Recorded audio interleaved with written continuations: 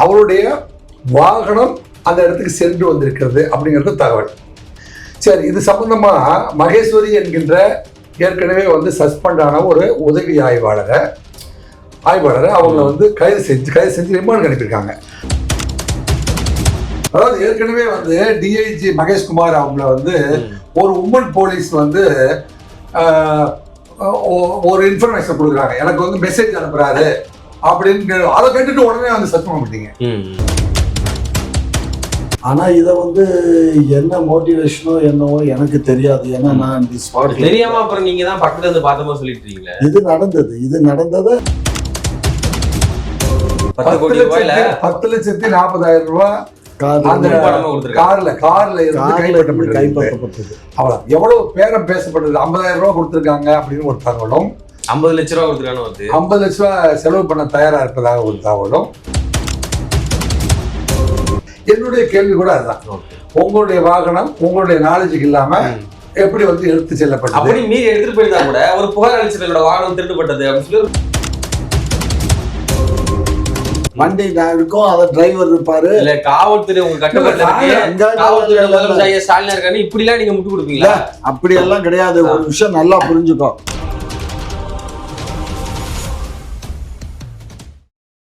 அனைவருக்கும் வணக்கம். இன்றைய சிறப்பு நேர்காணல் நம்மோடு இணைந்திருப்பவர் முன்னாள் காவல் உதவி ஆணையர் திரு ராஜேந்திர ராஜா அவர்கள். வணக்கம் ஐயா. வணக்கம். வணக்கம். மற்றும் திமுகவுடைய மூத்த முன்னோடி முனைவர் காமாட்சி நாயுடு அவர்கள். வணக்கம் ஐயா. வணக்கம். இருவரும் எப்படி இருக்கீங்க? இருவரும் எப்படி இருக்கீங்க? நான் ரொம்ப நல்லா இருக்கேன். அண்ணன் தான் ரொம்ப கொஞ்சம் குழம்பு போயிருக்காரு. செல்வ செழிப்போட நல்லா தான் இருப்பாங்க ஐயா எப்போதுமே.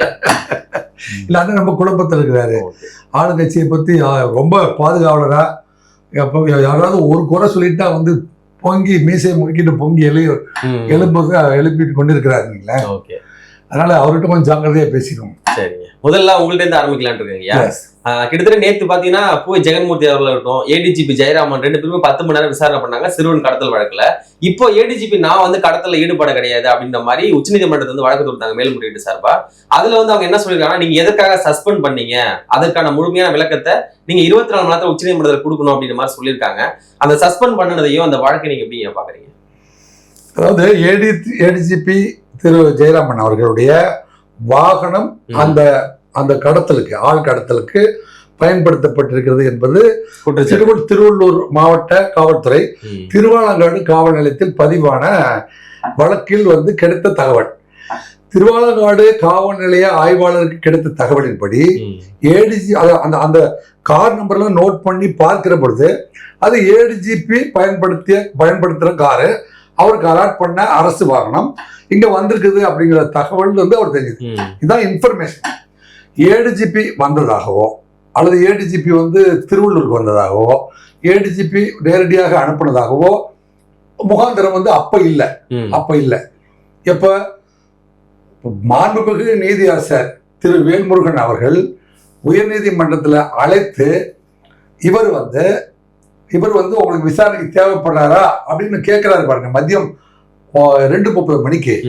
அது வரைக்குமே வந்து எஸ்டாப்ளிஷ் ஆகாது ஏடிஜிபி ஜெயராமனுடைய குற்ற பின்னணி அல்லது குற்ற தொடர்பு அப்படின்னு சொல்லாம, குற்ற தொடர்பு வந்து ஒரு நிரூபணம் ஆகாது. அவருடைய வாகனம் அந்த இடத்துக்கு சென்று வந்திருக்கிறது அப்படிங்கிறது தகவல். சரி, இது சம்பந்தமா மகேஸ்வரி என்கின்ற ஏற்கனவே வந்து சஸ்பெண்ட் ஆன ஒரு உதவி ஆய்வாளரை அவங்கள வந்து கைது செஞ்சு ரிமாண்ட் அனுப்பியிருக்காங்க. அந்த ரிமாண்டுக்கு அனுப்பின போது அவங்ககிட்ட கன்ஃபெஷன் வாங்கியிருக்காங்க. அந்த கன்ஃபெஷன்ல உள்ளது உண்மையா பொய்யா அப்படிங்கறத வந்து கராபரேட் பண்ணி ஒரு கன்ஃபர்மேஷனுக்கு வரணும்.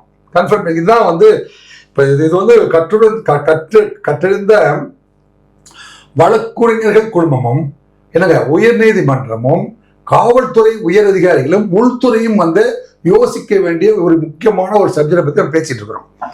இப்போ உள்துறை என்பது இப்போ உடனே வந்து நேற்று, அதாவது நீங்க உயர்நீதிமன்றத்துல 2:30 மணிக்கு திரு வேல்முருகன் அவர்கள் நீதியரசர் திரு வேல்முருகன் அவர்கள் அவரை சம்மன் பண்ணிட்டு அவர் கேட்கிறார், உங்களுடைய வாகனம் அந்த இடத்துக்கு நீங்க போயிருக்கிறதா இவங்களுக்கு தகவல் இருக்கு.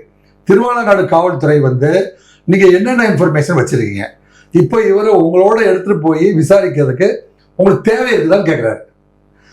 ஸோ இப்போ வந்து இப்போ நீதியரசர் வந்து காவல்துறையை கேட்டுதான் வந்து அதை ஒப்புதல் பெறாரு. நேரடியா வந்து வந்தோடனே ஜெயராமனை அரெஸ்ட் பண்ணுங்கன்னு அவர் சொல்ல. இவரை விசாரிக்க வேண்டிய தேவை உங்களுக்கு இருக்கிறதா திருவாலங்காடு காவல் நிலையத்தில் கேட்குறாங்க. ஆமா, அந்த வாகனமும் ஏற்கனவே வந்து நான் கைது செய்யப்பட்ட மகேஸ்வரி கொடுத்த ஒப்புதல் வாக்குமூலத்தின் அடிப்படையும் அவரை நாங்கள் விசாரணை செய்ய வேண்டி இருக்குது அப்படின்னு சொல்றாங்க. இல்ல விசாரணைக்கு வேண்டியது இருக்குன்னு சொல்லியிருக்காங்க. விசாரணையும் பண்ணலாம், எது தவறும் கிடையாது. ஆனா விசாரிக்கிறதுக்கு முன்னாடி எதுக்காக சஸ்பெண்ட் பண்ணாங்கன்ற மாதிரி கேள்வி. அதாவது நேற்றைய தினம் வந்து திரு சங்கர் ஜிவால் அவர்கள் வந்து ஒரு அவசர மீட்டிங் போடுறாங்க.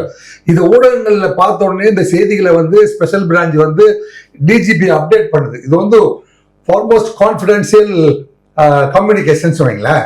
இந்த கான்ஃபிடென்ஷியல் கம்யூனிகேஷன்ல வந்து ஹைகோர்ட்ல விஜிலன்ஸ் இருக்கு. High court vigilance minute to minute வந்து சிஎம் ஆபீஸையும் இன்டெலிஜென்ஸ் டிபார்ட்மெண்ட்டையும் அப்டேட் பண்ணும்போது அது டிஜிபிக்கு மினிட் டு மினிட் வந்து தகவல் கிடைச்சிட்டு இருக்குது. லைவ்ல கிடைக்குது. லைவ்ல கிடைச்ச உடனே அவர் வந்து முதலமைச்சரை கன்சல்ட் பண்ணாம ஒரு சிறப்பு கூட்டம் ஏற்பாடு பண்ண முடியாது. ஆக முதலமைச்சருடைய ஆலோசனைப்படியில படி ஒரு சிறப்பு கூட்டம் ஏற்பாடு செய்யப்படுது. அப்போ வந்து ஹோம் செக்ரட்டரியோட சேர்ந்து டிஜிபியும் ஹோம் செக்ரட்டரியோட உள்துறையை கையில் வச்சிருக்காங்க அப்படின்னு நம்ம பேசுறோம். உள்துறையும் டைரக்டர் ஜெனரல் போலீஸும் கேட்டு, ஏன்னா உள்துறையோட கண்ட்ரோல்ல தான் வந்து டிஜிபி இருக்காரு. அதனால ஒரு மீட்டிங் போடுறாரு. அந்த மீட்டிங்ல ஒரு டிசிஷன் எடுக்க வேண்டிய ஒரு சூழ்நிலை இருக்கு. ரைட். இதன் அடிப்படையில் என்ன செய்யறாங்க, அவங்க அரெஸ்ட்னு சொன்ன உடனே இவங்க வந்து சஸ்பெண்ட் பண்ணிடுறாங்க. இல்ல அப்படி செய்வது சரியான நிலைப்பாடு சரியில்லை. அதாவது வாகனம் டிஜிபி ஏடிஜிபி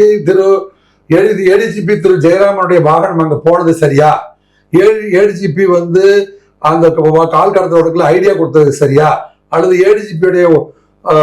ஏடிஜிபியோட தொடர்பில் இருந்த ஒரு லேடி போய் அதை கடத்த வழக்குல அது பூராமே அது தவறு. அது வேற. கேஸை பொறுத்த வரைக்கும் வந்து அது அஃபென்ஸ்ல வந்து என்ன இன்வால்வ்மெண்ட் இருந்துச்சோ அது தவறு. ஆனா ப்ரொசீஜர் அப்படின்னு சொல்லும் பொழுது ஏற்கனவே வந்து தமிழ்நாடு கவர்மெண்ட் ஏற்கனவே மகேஷ்குமார் அப்படிங்கிற ஒரு டிஐஜியை சஸ்பெண்ட் பண்ணிட்டு ஒரு 10 நாளுக்கு அப்புறம் ரிலீஸ் பண்ணாங்க. அதாவது ஏற்கனவே வந்து டிஐஜி மகேஷ்குமார் அவங்கள வந்து ஒரு உமன் போலீஸ் வந்து ஒரு இன்ஃபர்மேஷன் கொடுக்குறாங்க, எனக்கு வந்து மெசேஜ் அனுப்புறாரு அப்படின்னு. அதை கேட்டுட்டு உடனே வந்து சஸ்பெண்ட் பண்ணிட்டீங்க. அப்புறம் அடுத்த நாள் வந்து மகேஷ்குமாரோட ஒய்ஃப் சொல்லுது, இல்ல ஓராண்டு காலமா இவங்க 2 பேருக்குள்ள தொடர்பு இருக்குது. அது அதே திருவள்ளங்காடுல ஏதோ ஒரு திருவள்ளங்காடுல ஒரு ஸ்பெஷல் என்ன அப்படின்னா, காரைக்கால் அம்மையார் வந்து சிவனை பார்ப்பதற்கு தலைகீழாக நடந்து போன ஊர். அது ரொம்ப புனிதமான ஒரு 1000 ஆண்டுகளுக்கு முந்தி கட்டப்பட்ட ஒரு சிவன் ஆலயம் அந்த ஊர்ல இருக்குது. அந்த திருவள்ளங்காடுல தான் அந்த லேடி வீடு கட்டுறாங்க. அந்த லேடி வீடு கட்டுறதுக்கு 25 லட்சம் ரூபாய்க்கு பணம் கேட்கறாங்க. அந்த பணத்தை வந்து என் கணவரால் கொடுக்க முடியல, அதனால வந்து இந்த மாதிரி அலிகேஷன் பண்ணாங்க. அவங்க 2 பேரும் வந்து இந்த மாதிரி தொடர்புல இருக்க வேண்டாம், என் குடும்பத்தை கெடுக்க வேண்டாம்னு நான் கெஞ்சி காலில் விழுந்து அந்த லேடி கிட்ட கேட்டிருக்கேன். இருந்தாலும் என் கணவனை அவர் பின்தொடர்ந்தார் அப்படின்னு அந்த அம்மா சொன்னாங்க. அதன் பிறகு அப்படியா விஸ்வநாத கமிட்டி ரிப்போர்ட்டை பார்த்து நாங்க இப்படியே முடிவு பண்ணிட்டோமே. சரி, ஒரு ஸ்டேட் வந்து ஒரு முடிவு எடுக்கிற பொழுது அவசரப்படக்கூடாது, நிதானமா இருக்கணும். உயர் நீதிமன்றம் தலையிடலாம். இப்ப உச்ச நீதிமன்றம் தலையிடுச்சு. இப்ப உயர் நீதிமன்றம் தலையிடுகிறது அரெஸ்ட்னு சொல்லிடுச்சு. அரெஸ்ட்னா என்ன, வாட் இஸ் அரெஸ்ட் அப்படின்னா, அரெஸ்ட்னா வந்து சில ஊடகங்கள்ல பாத்தீங்கன்னா தம்பி பரிதாபமா இருக்கு. இப்படி எல்லாம் வந்து போரா இருக்கக்கூடாது. ஊடகங்கள் ஒரு ஏடிஜிபிய ஒரு விசாரணைக்கு அந்த காவல்துறை வந்து அவங்க கஸ்டடிக்கு எடுக்கிறாங்க. அதுக்கு பேர் தான் அரெஸ்ட். இப்போ அவங்க என்ன சொல்றாங்க, கை விலங்கு போட்டு பின்னாடி அமெரிக்காவில கொண்டு போனாங்க பாத்தீங்களா, அந்த விலங்கை போட்டு அந்த படத்தை போடுறாங்க நம்ம ஊர்ல. அப்படி எல்லாம் நடக்கல. யாரு தவறு செஞ்சாலும் காவல்துறை அதிகாரி நான் சொல்ல தவறுங்கிறது நான் சொல்லவே இல்லை. அவர் தவறுதான், அவரை விசாரணைக்கு எடுத்து போனலாம் சரிதான். ஆனா அரெஸ்ட்னா என்ன அப்படின்னா பதறி போயிட்டாங்க ஊடகத்துல. இப்படி வந்து விலங்கு போட்டுதான் அப்படி போனாதான் அரெஸ்ட் அவங்க நினைக்கிறாங்க. சஸ்பெண்ட் பண்ணிடணும் அப்படின்னு நினைக்கிறாங்க. இப்ப சுப்ரீம் கோர்ட் என்ன கேக்குது, உங்களுக்கு நீங்க வந்து நேற்றைக்கு தினம் வந்து கொண்டு போயிட்டு 18 மணி நேரம் விசாரணை பண்ணாங்க. 18 மணி நேரம் விசாரணையில அவர் வந்து விசாரணையை மறுத்திருக்கிறாரு. 1. 2, அந்த கடத்தப்பட்ட பையன் வந்து கடத்தப்பட்ட இளைஞர் வந்து மீட்கப்பட்டு விட்டார். அதாவது ஒரு இதுல வந்து ப்ராப்பர்ட்டி ரெக்கவர் ஆகல, கேஸ் வந்து சால்வ் பண்றதுக்கான சூழ்நிலை இல்லை. என்னங்க, அந்த மறைத்து வைக்கப்பட்ட பொருளோ அல்லது ஆளோ வந்து கிடைக்கவே இல்லை அப்படிங்கிற போது அவரை வந்து ஜுடிஷியல் கஸ்டடிக்கு அனுப்பலாம். ஓகே. அதர்வைஸ் அவரை வந்து 302 வழக்கு, அதாவது பாரி குற்ற வழக்குகள் அல்லது மர்டர் ஃபார் கெயின் அந்த மாதிரியான வழக்குகள்ல மட்டும்தான் வந்து பெயில் கொடுக்க வேணும். சட்டத்தில் அப்படி இருக்கு. நான் ஐ எம் டாக்கிங் அபவுட், இப்ப நண்பர்களே, நான் வந்து இந்த பக்கமும் பேசாம அந்த பக்கம் பேசாம, இப்போ ஏடிஜிபி திரு ஜெயராமன் அவர்களோ அல்லது பூவை ஜெகன் அவர்களோ இந்த வழக்கில் வந்து சென்றிருந்தது தவறு அப்படின்னு, சென்றிருந்தது சரி அப்படின்னு நான் சொல்லவே வரல. நான் I am talking about the procedure of the case. Okay. ஐயாட கேட் வந்துடலாம். நீங்க இந்த வழக்கினுடைய போக்கு பத்தி எப்படி பாக்குறீங்க? இந்த வழக்கு எப்படி போய் முடியும் நீங்க நினைக்கிறீங்க? இல்ல, இந்த வழக்குல எதுவும் இருக்கிற மாதிரி தெரியல. ஏன்னா மதுரை பொண்ணும் இந்த பையனும் 2 பேரும் லவ் பண்ணி திருமணம் பண்ணியிருக்காங்க. திருமணமே பண்ணாங்க. ஆமா, திருமணம் பண்ணிட்டாங்க, ரிஜிஸ்டர் மேரேஜ் பண்ணிட்டாங்க.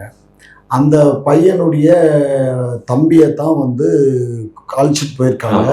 எதுக்கு அழைச்சிருக்காங்கன்னா, அவங்க எங்க இருக்காங்க ஏதாவது உனக்கு தெரியுமான்னு கேட்கறது தான் அழைச்சிட்டு. அது வீட்டுல வச்சு கேட்டிருக்கலாம்ல. அது வீட்டுல வச்சு கேட்டாலும் சரி, வெளியில கேட்கும்போது கார்ல கூட்டிட்டு ஆளை வச்சு கடத்திட்டு போய் தான் கேட்கணும். ஆளை வச்சு ஒன்றும் கடத்தல. கடத்துனது நியாயன்ற மாதிரி சொல்றீங்களா? கடத்தலப்பா, கார்ல ஏறி இருக்கான், கேட்டுக்கிட்டே போயிருந்திருக்காங்க. அவன் எனக்கு தெரியாதுங்க, உண்மையிலேயே தெரியாதுன்னு சொன்னோன்னே இறக்கி விட்டு நீ போப்பா அப்படின்னு சொல்லிட்டு அவங்க போயிட்டாங்க. இதுதான் நடந்திருக்கு. ஆனா இத வந்து என்ன மோட்டிவேஷனோ என்னவோ எனக்கு தெரியாது. ஏன்னா நான் தெரியாம அப்புறம் நீங்க தான் பக்கத்துல இருந்து பார்த்தமா சொல்லிட்டு இருக்கீங்களா? இது நடந்ததை அங்க பக்கத்துல இருக்கவங்க, அங்க இருக்கக்கூடிய எனக்கு வரும் இல்லையா, எனக்கு தவுள் எனக்கு வந்துடும். அந்த தவுளுடைய அடிப்படையில சொல்றேன். ஆகையினால அதுக்கப்புறம் வந்து இதை வந்து இந்த பேரண்ட்ஸ் வந்து பூவை மூர்த்திக்கிட்ட யாரோ ஒரு நண்பர் தெரியுமா போல இருக்கு, அவர்கிட்ட சொல்லியிருக்காங்க இந்த மாதிரி ஆயிருக்கு, முடிஞ்சா அதை கொஞ்சம் கட் பண்ணி விட்டு எங்களுக்கு அந்த பொண்ணை எங்களுக்கு கொடுத்து அனுப்பிச்சிருங்க அப்படிங்கிற மாதிரி பேசியிருக்காங்க போல இருக்கு. பணம் கொடுத்து சொல்லுவாங்களா இல்ல அதெல்லாம் நமக்கு தெரியாது. 10 கோடி ரூபாய் கைமாற்றப்பட்டு சொல்றாங்க. இல்ல தகவல் 10 கோடி ரூபாயில 10,40,000 ரூபாய் கைப்பற்றப்பட்டது. எவ்வளவு பேரம் பேசப்பட்டது, 50,000 ரூபாய் கொடுத்திருக்காங்க அப்படின்னு ஒரு தகவலும், 50 லட்சம் ரூபாய் கொடுத்துருக்காங்க, 50 லட்சம் ரூபாய் செலவு பண்ண தயாரா இருப்பதாக ஒரு தகவலும், 10,40,000 ரூபாய் வண்டியில இருந்து ரெக்கவர் பண்ணதாக ஒரு தகவலும் இருக்குது. இதெல்லாம் வந்து இந்த வழக்குக்காக பணம் கொடுக்கறதுக்கு முயற்சி செஞ்சிருக்கிறார்கள், பணம் கைமாறப்பட்டிருக்கிறது அப்படிங்கிறதுலாம் நமக்கு உறுதியா தெரியுது. ஒரு அஃபென்ஸ் நடந்திருக்குது. ஒரு பையனை அந்த இடத்த விட்டு அவனுடைய சம்மதம் இல்லாமல் அந்த இடத்த விட்டு நெகத்தின உடனே அஃபென்ஸ் கமிட்டட், அஃபென்ஸ் நடந்துருச்சு. ஆனா அந்த பையன் வந்து ரெக்கவர் ஆயிட்டான். ரெக்கவர் ஆயிட்டதுக்கு அப்புறம் அவங்க அம்மா சொன்னா, அண்ணன் இருக்கிற இடத்த காட்ட சொன்னாங்க, எனக்கு தெரியாத உடனே கொண்டு வந்து விட்டாங்க. இதுதான் உண்மை. அப்படி சொல்றாங்க அண்ணன் தான் உண்மை. இப்ப அந்த அம்மா என்ன சொல்றாங்கன்னா, என்னுடைய சம்பந்தி எப்படியா இருந்தாலும் இது கல்யாண சமாச்சாரம். இது எப்ப இந்த ஹிஸ்டரி ஆஃப் த கேஸ் பொறுத்த வரைக்கும் காதல் திருமணம் இருந்தாலும் திருவள்ளங்காடு பையன் தேடி பொண்ணை காதலிச்சிருக்கான். இப்ப அந்த அம்மா சொல்றாங்க, நாளைக்கு இவ்வளவு பெரிய பிரச்சனை ஆகி போச்சுன்னா நாங்க 2 பேரும் எப்படி சம்பந்தி ஆகுறதுன்னு கேக்குறாங்க அந்த அம்மா. எனக்கு திருமணம் ஆயிடுச்சு, ஒன்ஸ் வந்து நாங்க மேரேஜ் பண்ணிட்டோம், இது ரெஜிஸ்டர்டு மேரேஜ். ரெஜிஸ்டர்டு மேரேஜ் அப்புறம் ஒரு மாசம் கோபமா இருக்கலாம், அல்லது 6 மாசம் கோபம் இருக்கலாம், 1 வருஷம் பேரம் பேத்திக்கு அப்புறமே என் குழந்தை என் பேத்தி எடுத்துட்டு போயிட்டு அவங்க அம்மா வீட்டுல காட்டி தானே ஆகணும். அப்பதானே அந்த சம்பந்தம் வந்து இந்த கல்யாண வாழ்க்கை வந்து வாழ்நாள் முழுவதும் பகையிலேயே பயணம் பண்ண முடியுமா? அதனால இந்த வழக்கு வேண்டாம் அப்படின்னு அந்த அம்மா தெளிவா சொல்றாங்க. சோ இதுதான் வழக்கினுடைய சூழ்நிலை. இப்போ ஃபவுல் பிளே வந்து இவங்க சைட்ல இருந்து ஃபவுல் பிளே இருந்துச்சா இல்லையா அப்படிங்கறத நிரூபிக்கிறதுக்கான வழக்கு. இப்போ வந்து நீண்ட நேரம் வந்து கிட்டத்தட்ட 18 மணி நேரம் விசாரிச்சு இவங்க வந்து வழக்குல வந்து இவங்க சரியான நிரூபணம் ஆச்சா இல்லையா அதை பற்றி நம்ம வந்து ஒப்பீனியன் சொல்ல முடியாது. இப்ப இதுக்கு வாங்கய்யா, இப்ப வந்து இந்த வழக்கு போக்கு வந்து உச்சநீதிமன்றம் வந்து கேட்டிருக்காங்க, எப்படி சஸ்பெண்ட் பண்ணலாம்னு கேட்டிருக்காங்க. ஒரு நாள்ல வந்து நீங்க அதுக்கான முழு விளக்கம் தரணும்னு சொல்லியிருக்காங்க. அடுத்த கட்டமா இது எப்படி வந்து எதிர்பார்க்க முடியும்? இல்ல, அதாவது கைது செய்யுங்கள் என்று நீதிபதி சொன்னது சரிதான். எனக்கு அவர்கள் கைது செய்தது கூட சரிதான். அதே சமயத்துல இது பிணையில் விடக்கூடிய குற்றமா அல்லது விடக்கூடாத குற்றமா அப்படின்னு முடிவெடுக்க வேண்டிய இடத்துல இருக்க அந்த விசாரணை அதிகாரி. இன்னொன்னு சஸ்பெண்ட் பண்ணதுக்கு காரணமும் கேட்கிறாங்க. சஸ்பென்ஷன் வந்து பிரேமா பேசி மேட் அவுட் ஆயிருக்குது, அவர் வந்து வழக்குல குற்றவாளியை சேர்க்கப்பட்டிருந்தால் சஸ்பெண்ட் பண்ணது ரைட்டு. அவர் வந்து வழக்குல குற்றவாளியாய் சேர்க்கப்படவே இல்லை அப்படிங்கிற போது சஸ்பெண்ட் பண்ணா செல்லாது. இப்போ விசாரணை அதிகாரி இவரை குற்றவாளியாக மாற்றவில்லை, மாற்றவில்லையா அப்படிங்கிறது வந்து இப்போ வந்து கான்பிடென்சியல் என்கொயரியில இருக்கு. இது இப்ப வெளியில சொல்ல முடியாது. ஆனா சுப்ரீம் கோர்ட்டை பொறுத்த வரைக்கும் நீங்க நீதியரசர் வந்து விசாரணைக்கு இவர் தேவைப்படுகிறாரா, அரசுன்னு சொல்லிட்டாரு. அரெஸ்ட் பண்ண உடனே அவர் வந்து உடனே வந்து அவரை பெயில்ல விட்டுருக்காங்க. அன்னைக்கு ஒரே நாள் 18 மணி நேரம் மாத்தி DSP Tiruttani, Thiruvalangadu DSP, Thiruvalangadu inspector 3 பேரும் சேர்ந்து அந்த எஸ்பி திருவள்ளூர் எஸ்பியோட தலைமையில அவங்க வந்து விசாரணை பண்றாங்க. விசாரிச்சு ஒரு முடிவெடுத்து இவர் வந்து தொடர்ந்து விசாரணைக்கு தேவைப்படும் போது நீங்க ஆஜராகணும் அப்படின்னு ஒரு ஸ்டாண்டு வந்திருக்காங்க. வழக்குல அவர் குற்றவாளியாய் சேர்க்கப்படாத சூழ்நிலை இருக்குமாயின் அவரை சஸ்பெண்ட் பண்ணது தப்பு. சஸ்பெண்ட் பண்ணது எப்படின்னா இவர் நிரூபிச்சாதான் சஸ்பெண்ட் பண்ணணும். ஆமா, குற்றவாளியாய் சேர்க்கப்பட்டார். அதாவது நிரூபிக்கிறது வந்து கோர்ட்ல அதான் சொல்றேன். குற்றவாளி தான் என்று நிரூபிக்கிறது இன்னும் 2 சான்ஸ் இருக்குது. ஒரு சான்ஸ் வந்து 2 என்கொயரி, 2 டைப் ஆஃப் என்கொயரி தம்பி. 1 என்கொயரி போலீஸ் என்கொயரி. எனக்கு ஏன் வந்து இதை வந்து இப்ப தாமாக முன் வந்து நீதிமன்றமே ரெக்கார்ட் பண்ணும். சில நேரத்துல அவங்களே வந்து ஸ்டேட்மெண்ட் ரெக்கார்ட் பண்ற ஒரு சூழ்நிலை இருக்குமானால் அந்த கணக்கு வேற. இப்போ வந்து நீதிமன்றம் வந்து இவரை கைது செய்து விசாரிக்க தான் சொல்லிக்குது. ஏன்னா விசாரிக்கிற அதிகாரம் வந்து காவல்துறைக்கு இருக்குது பிரிலிமினரி ஸ்டேஜ்ல அப்படின்ட்டு வந்து விசாரிக்கிறதுக்கு அனுப்புறாங்க. அவங்க என்ன செய்யறாங்க, நேற்று வந்து இவர் வந்து குற்றத்தை வந்து அவர் என்ன சொல்றாரு, இந்த வாகனம் எடுத்துட்டு போனது என்னுடைய நாலேஜுக்கே தெரியாதுன்னு சொல்லியிருக்காரு. எப்படி அவருக்கு தெரியாம ஒரு கார் எடுத்துட்டு போயிருக்க முடியும்? அது அந்த கொஸ்டின் நீங்க கேட்பது 100% நியாயமானது. என்னுடைய கேள்வி கூட அதுதான். உங்களுடைய வாகனம் உங்களுடைய நாலேஜுக்கு இல்லாம எப்படி வந்து எடுத்து செல்லப்பட்டது? அப்படி மீறி எடுத்துட்டு போயிருந்தா கூட ஒரு புகார் அளிச்சிருக்கோட வாகனம் திருடப்பட்டது அப்படின்னு சொல்லி புகார் அளிச்சிருக்கலாம். அவர் வந்து நான் வெளியூர்ல இருக்கும் போதோ அல்லது நான் வந்து இரவு நேரத்துல வந்து நான் வீட்டுக்கு போன என்னுடைய வாகனத்தை எடுத்துட்டு போயிட்டாங்கன்னு அவர் டிஃபெண்ட் பண்றாருன்னு வைங்களேன். டிஃபெண்ட் பண்றாரு. 1 மணி நேரம் 2 மணி நேரம் வாகனம் வந்து அவர் வாகனத்திலேயே பயணிச்சுட்டே இருப்பாரா? ராத்திரியில வண்டி இருக்கும்ல, வண்டி இருக்கும், அத டிரைவர் இருப்பாரு. இல்ல காவல்துறை உங்க கட்டுப்பாட்டுல ஸ்டாலின் இருக்காரு, இப்படி எல்லாம் நீங்க முட்டு கொடுப்பீங்களா? அப்படி எல்லாம் கிடையாது. ஒரு விஷயம் நல்லா புரிஞ்சுக்கோ. அவரு நைட்ல அவரை வீட்டுல இறக்கி விட்டுறாங்க. அதுக்கப்புறம் அந்த டிரைவர் வந்து வண்டி எடுத்துட்டு போயிருவாங்க. இப்ப எங்க வீட்டுல பாத்தீங்கன்னா ஒரு ஏடிஎஸ்பி உடைய வண்டி எங்க வீட்டுல ஏத்த மாதிரி நிக்குது, என் கார் பார்க்கு ஏத்த மாதிரி நிக்குது. அந்த காரை எவன் அந்த டிரைவர் இருக்கையா சும்மா அந்த கதையெல்லாம் விடாதிரும். அந்த டிரைவரு அந்த வண்டியை அவரை இறக்கி விட்டுட்டு எங்க எடுத்துட்டு போறான் என்னங்கிறது யாருக்கு தெரியும்? அது என்ன இங்க பாரு, அப்படி எல்லாம் வந்து இன்னும் அப்ப என்ன பண்ணணும், கவர்மெண்ட் எல்லாத்துலயுமே இனிமே வந்து இது வைக்கணும். என்ன பண்ணணும், அந்த ஏதோ சிம் வைக்கிறானுங்கல்ல, அது ஆமா ட்ராக் பண்ணணும். அப்படி ட்ராக் பண்ணாதான் இந்த வண்டி எல்லாம் எங்க இருக்கு ஏது இருக்குங்கிறது தெரிய வரும். அதனால இது வந்து அவர் சொன்னதுல உண்மை இருக்கு, பிரமா பேசி இருக்கு. இந்த வழக்குல நீதிமன்றம் மதிப்புக்குரிய நீதிபதி மதிப்புக்குரிய நீதியரசர் திரு வேல்முருகனுடைய டைரக்ஷன்ல கைது செய்து அவரை காவல் நிலையத்துக்கு அழைத்து சென்றவரே சரிதான். அவர் வந்து விசாரணையில வந்து அவர் குற்றவாளி என்று அதாவது குற்றவாளி என்று அவங்க வந்து விசாரணையில் வந்து தெளிவடைந்ததுக்கு அப்புறம் குற்றவாளி பட்டியலில் அவரை சேர்த்திருந்தால் சஸ்பெண்ட் பண்ணது சரி. குற்றவாளி பட்டியலில் அவர் வந்து சேர்க்கப்படவில்லை என்றால் அதே நாள்ல வந்து அவரை சஸ்பெண்ட் பண்ணது தவறு. ஏன்னா சுப்ரீம் கோர்ட்ல வந்து அவர் குற்றவாளி என்று நீங்க வந்து முடிவுக்கு வர முடியாத ஒரு சூழ்நிலையில எப்படி பணியிடை நீக்கம் செய்யலாம் அப்படின்னு கேட்பாங்க. அதுக்கு வந்து தமிழக அரசு பதில் சொல்லி ஆகணும். அல்லது அவர் எப்போ வந்து குற்றவாளியை மாறுகிறாரோ அது வரைக்கும் வந்து சஸ்பென்ஷனை வந்து ரிவோக் பண்ணி வைக்க வேண்டிய சூழ்நிலையும் தமிழ்நாடு அரசுக்கு இருக்குதுன்னு நான் கருதுறேன்.